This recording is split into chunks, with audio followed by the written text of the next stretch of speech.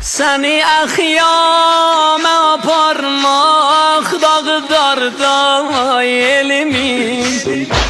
Əli Əkbər yenə olsaydı tutardı elimi Öldürüblər səni vallahi yıxıblar evimi Öldürüblər səni vallahi yıxıblar evimi Qorxmuram sındı belim ya kimi qarim əyələr Qorxuram Zeynəbimi Şam yolunda döyələr Qorxuram Zeynəbimi Şam yolunda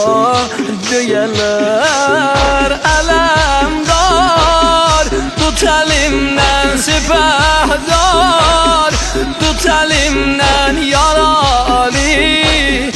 Ne yatıbsan gözündən Ne atıbsan gözündən Ne atıbsan Oxlanan məşvi mənə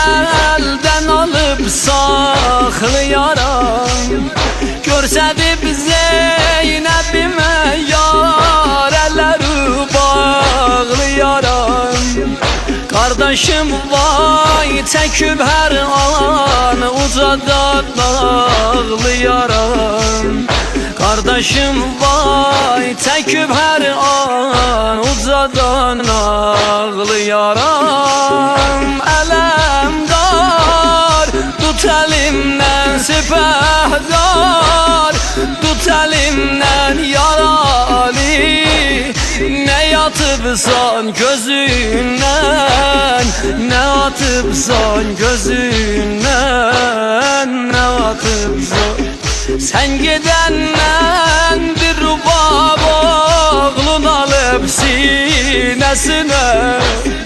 Daldalanmış diyorlar perçemimin sayesine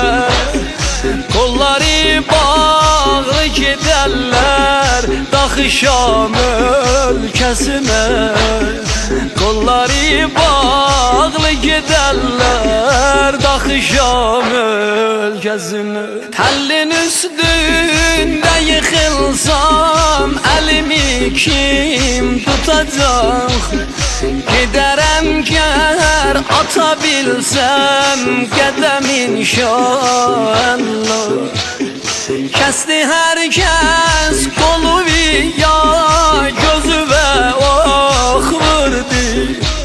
Gözü çıksın kolu olsun Gelem inşallah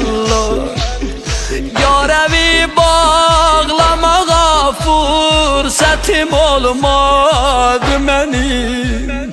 Yarevi bağlamağa fırsatım olmadı benim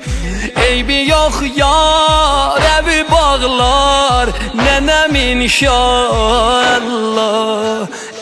Eybi yok yarevi bağlar nenem inşallah Ələmdar tut əlimdən sipahdar Tut əlimdən yaralı Ne yatıbsan gözündən Ne atıbsan gözündən Ne atıbsan Ələmdar tut əlimdən sipahdar Tut əlimdən yaralı Ne yatıbsan gözündən Ne atıbsan gözündən Ne atıbsan